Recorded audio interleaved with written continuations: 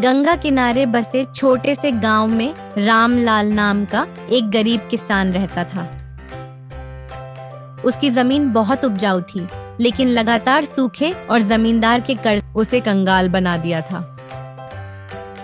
इस साल भी बारिश नहीं हुई और उसकी फसल बर्बाद हो गई। उधर जमींदार ने धमकी दी, अगर अगले हफ्ते तक कर्ज नहीं चुकाया तो मैं तुम्हारी जमीन छीन लूंगा। रामलाल के पास कोई चारा नहीं था। उसने अपनी पत्नी और बच्चों की तरफ देखा, जिनके पेट में अन्न का एक दाना भी नहीं था।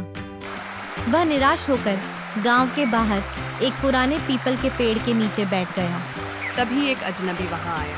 वह बूढ़ा लेकिन तेज नजरों वाला व्यक्ति था। उसने रामलाल से पूछा, क्यों दुखी हो किसान? रामलाल ने अपनी परेशानी बताई। बूढ़ा मुस्कुराया और बोला, अगर मैं तुम्हें एक मौका दूं जिससे तुम अमीर बन सकते हो, तो क्या तुम हिम्मत रखोगे?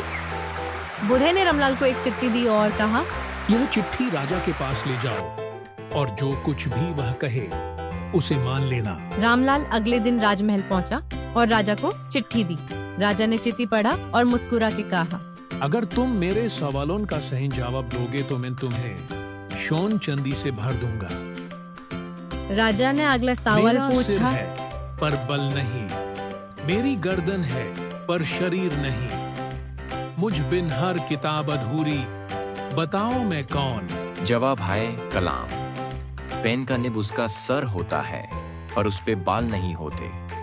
पेन का एक लंबा हिस्सा होता है गर्दान जैसा, पर पूरा शरीर नहीं। कलाम के बिना लिखना मुश्किल है और किताबें लिखी नहीं जा सकती। राजा ने अगला सवाल पूछा, हमेशा आगे बढ़ती जाए, कभी ना रुकती कभी ना थक जाए, पीछे मुड़कर देखो तो दिखाई ना दे, पर हर पल जीवन का हिस्सा बने, बताओ मैं कौन? जवाब है समय। समय कभी रुकता नहीं, बस आगे ही बढ़ता रहता है। समय थकता नहीं, न कभी रुकता है। गुजरा हुआ समय वापस नहीं आता। हर इंसान के जीवन का सबसे बड़ा हिस्सा होता है। राजा ने अगला सवाल पूछा, एक ऐसी चीज जो बिना पैर के दौड़ती है, बिना मुंह के बात करती है, दुनिया भर की खबरें लाती, पर खुद कभी सच या झूठ नहीं कहती, बताओ मैं कौन? जवाब है अखबार।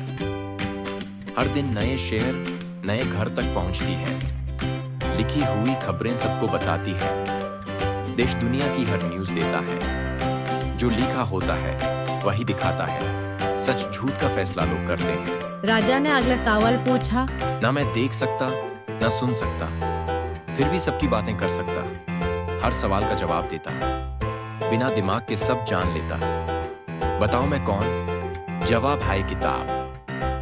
ना देख सकता ना सुन सकता, क्योंकि किताब को आंख या कान नहीं होते। फिर भी सबकी बातें कर सकता, क्योंकि उसके अंदर लिखी हर बात पढ़ने वाले से बात करती है। हर सवाल का जवाब देता, क्योंकि किताब में हर प्रकार की जानकारी होती है। बिना दिमाग के सब जान लेता, क्योंकि खुद सोच नहीं सकती, पर दुनिया का ज्ञान समेत रखा है। जवाब सुन के राजा बहुत खुश हुए और सेनापति से कहा, सोना और चांदी से भारी सिंदूक लाओ। सेनापति एक सिंदूक लेके आया। इससे ये सीख मिलती है कि अगर बुद्धि हो तो हम जीवन में कुछ भी कर सकते हैं।